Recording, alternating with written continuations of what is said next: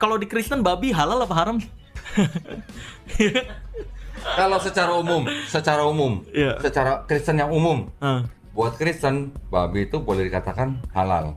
umum. Secara Iya. Kristen yang umum. Tapi nanti ada Kristen-Kristen tertentu yang golongan kecil-kecil. Contoh kayak dia nih, dulu nih dia Kristen Advent nih. Oh, Di gitu. Advent itu nggak makan babi, diharamkan.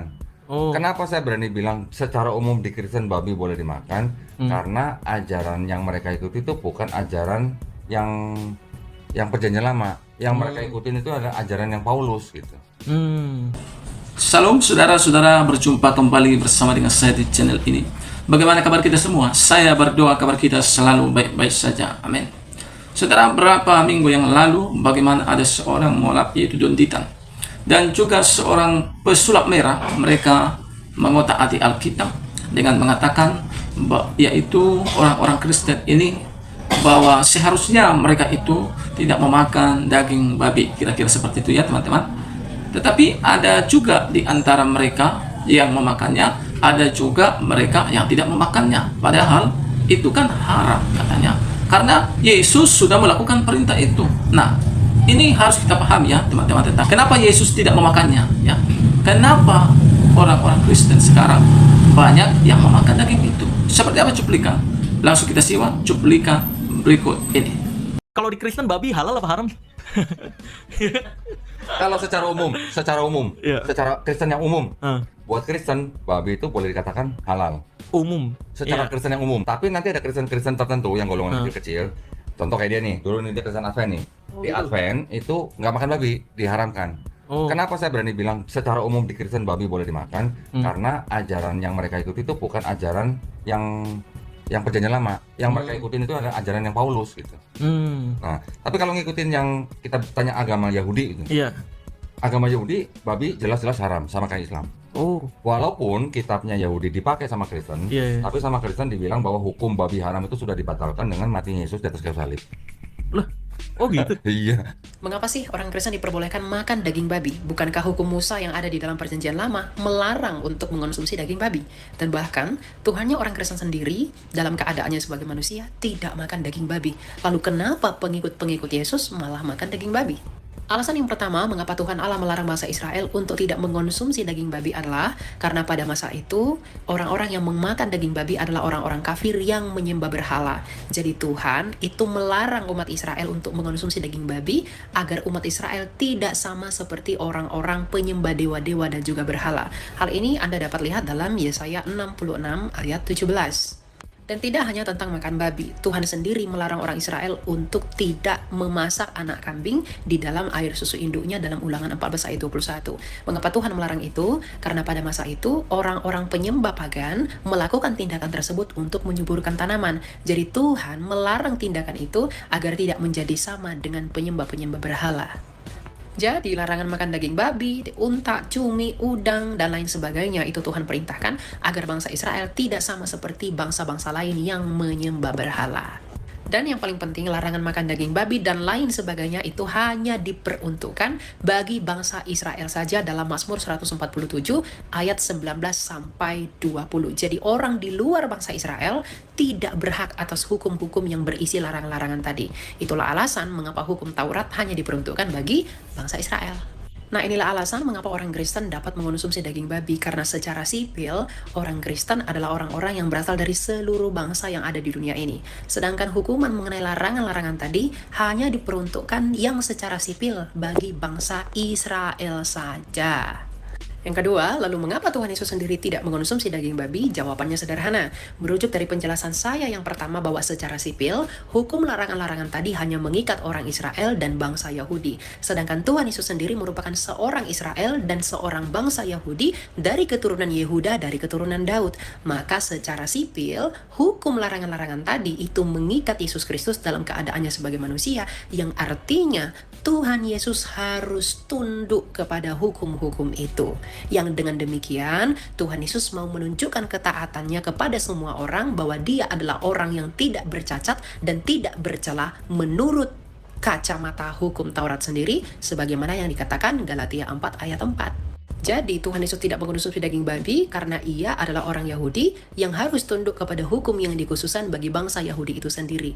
Yang dengan demikian Tuhan Yesus mau menunjukkan ketaatannya bahwa ia adalah orang yang tidak berdosa, ia adalah orang yang tidak bersalah, dan dia adalah orang yang tidak bercacat dan tidak bercela menurut kacamata hukum Taurat itu sendiri. Yang dengan demikian ia dapat menjadi korban penebus salah yang tidak berdosa dan tidak bercacat di hadapan Allah Sang Bapa. Lalu mengapa orang Kristen dapat mengonsumsi daging babi? Jawabannya sederhana. Tuhan Yesus sendiri dalam Matius 15 ayat 11 mengatakan, bukan apa yang masuk ke dalam mulutmu dan perutmu yang menajiskanmu, tetapi apa yang keluar dari mulutmu, itulah yang menajiskanmu. Maka dari itu Rasul Paulus memiliki argumentasi yang senada dalam Kolose 2 ayat 16 dan 17. Ia berkata, janganlah kamu mau dihakimi mengenai makanan minuman, hari raya, hari sabat, dan bulan baru, karena semuanya itu hanyalah bayangan sedangkan wujudnya adalah Kristus. Larangan haram atau binatang haram itu difirmankan Allah pada saat keturunan Israel aja atau orang Ibrani. Di Imamat 11 dikatakan di situ kan ada. Nggak ada yang haram di perjanjian lama. Yang ada makanan. nggak ada yang haram. Yang ada itu kosher dan lo kosher. Arti kosher itu bukan haram. Kosher itu layak atau tidak layak. Kalau gitu pernyataannya kita ini buka Kejadian 7, Bro Elia. Kejadian 7 ayat 2. Coba bacakan. Kejadian 7 ayat 2, dari segala binatang ini binatang yang tahir haruslah kau ambil 7 pasang, jantan dan yang tidak tahir, yaitu yang kosher dan lo kosher. Tahir itu kosher, lo kosher itu tidak tahir. Bukan haram, brother. Layak dan tidak layak. Di terjemahan Alkitab saya dikatakan situ tidak haram. Bukan Itu tahir. terjemahan yang mana? Terjemahan yang mana? Kamu pakai Alkitab yang terjemahan yang mana? TB yang terjemahan baru atau TB2?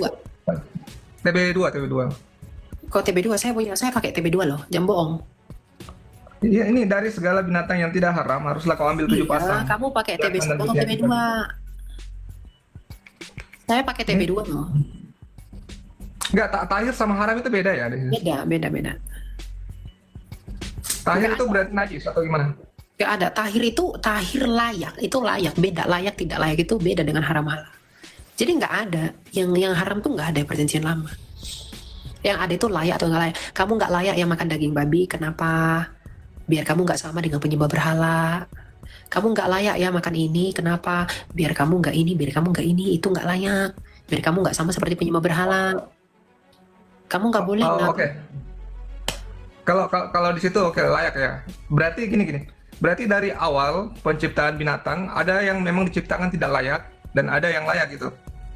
Karena di Kejadian 7 ini dijelaskan ada yang tidak layak. Nah itulah kamu. Konteksnya diperhatiin dulu. Apa? Di Kejadian 7 itu untuk apa?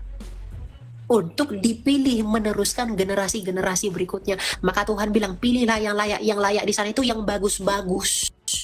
Jangan kau ambil yang sakit-sakitan. Ambil yang bagus biar bisa beranak pinak. Ketika air bah itu datang, mereka datang ke bumi ini, mereka bisa beranak pinak secara sehat, bugar, dan beranak pinak. Jadi jangan kau ambil yang udah tua, yang sakit, ambil yang baik-baik. Itu maksudnya Bapak. Layak dan tidak layak. Makanya kosher dan lo kosher tadi, itu pengertiannya begitu. Jadi jangan kamu bilang, oh ada binatang tidak layak, berarti diciptakan tidak layak. Enggak begitu pengertiannya, buang-buang. Kita sendiri aja, manusia aja sebenarnya nggak layak karena kita berdosa. Tapi kenapa kita tetap diciptakan? Dia menyucikan kita. Sama seperti hewan itu, dia pilih yang baik di dalam kelompok jenisnya untuk meneruskan regenerasinya. Saudara, itulah dia video cuplikan yang baru saja kita dengar tadi videonya. Bahwa kita sudah mendengar apa yang disampaikan oleh Elia Maila, bahwa kita di dalam kekristenan itu tidak ada yang namanya tentang makanan itu najis atau tidak najis, haram atau tidak haram. Tetapi yang haram, yang najis itu adalah sesuatu yang keluar dari mulut, yaitu perkataan kotor, perkataan mengutuk, pikiran-pikiran jahat. Inilah yang mengharamkan, inilah yang menajiskan seseorang tersebut.